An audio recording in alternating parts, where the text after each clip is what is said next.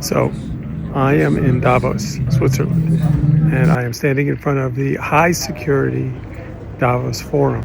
And I'm not sure that I went to the conference that everyone else did. I went to the Future House, which was extraordinary. And I'm going to show you some clips of what people had to say and who was there. The vision of the early founders and of Tim, and you'll obviously speak for yourself, Tim, to me was one of a very, very democratic, small d, decentralized, empowering internet, not the surveillance-based, extractive, scrape people's data, and and by the way, I'm a capitalist, so I'm all for making money. That's not the issue. It's just at what expense? So, adults, especially in the United States, carry so much anxiety, and unfortunately, we're transferring that to our children. So I think part of tackling this phone addiction in adults is by reminding everybody to calm down, that everything is not an emergency, and in fact, a critical part of learning how to be in this world is learning how to tolerate frustration, not being able to solve every problem instantaneously, and how to slow down and be in communication and see what the right tool is to communicate and address the problem in time.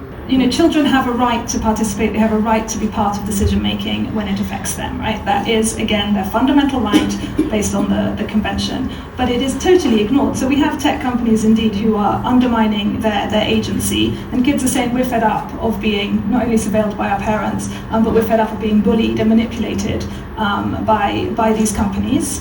But at the same time, they're not part of the conversation, and more it's like, oh, we're listening to youth. Well, children are all young people up to the age of 18, and they have specific rights, and we need to be very careful that we make the effort to bring those young people to the table, and that we don't say, okay, 25 to 35-year-olds, will do the job. It's much easier, I tell you, it's much easier, but we have to listen to children. And children are very, very clear and very eloquent, and they're very knowledgeable about this. So, they do bring a lot to the table. At Five Rights, we have, everything we do is underpinned by children's voices. We have more than 200 youth ambassadors around the world in more than 50 countries who feed into our research, feed into our advocacy. We put their voices at the center. We bring them to the table of policy events. And it is difficult, but it is absolutely critical and extremely valuable.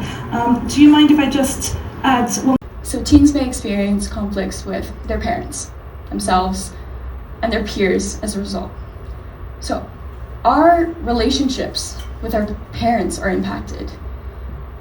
I can say from my experience that this cycle of dependency is not something that most parents can fully understand.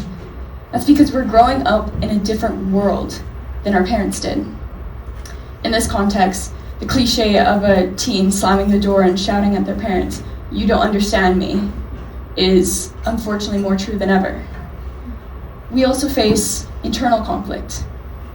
I can tell you that many of my peers struggle daily with controlling how much time they spend behind their screens and feeling down on themselves when they know it's too much and when it has distracted them from things that must get done.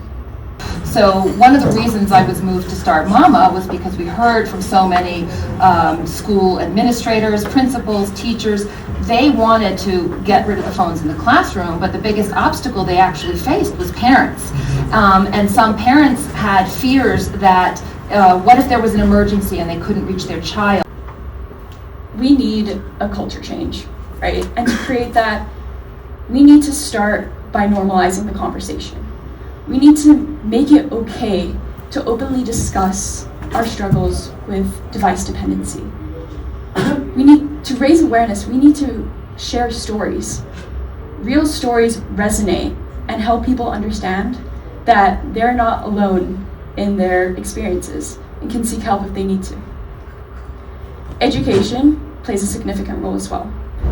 Schools, parents, and especially us as young people need to be educated about the powerful impacts of digital devices and social media. And it's not just about saying, put the phone down, but instead understanding the why and the psychological effects behind it, and offering the tools and support to help manage it. And when it comes to responsibility, there is often debate whether it should fall on governments, the tech industry, schools, or parents. In reality, I think everyone needs to work together and really get involved. So if everyone, industry leaders, educators, policymakers, families, and especially us as young people are all on the same page 100%, it would make our efforts to tackle this issue far more effective. In the end, I do recognize that this is a significant challenge, but ultimately, it's about our future. And I do acknowledge that there are many experts in the room who are deeply concerned about this topic and are actively working to address it, and that gives me hope.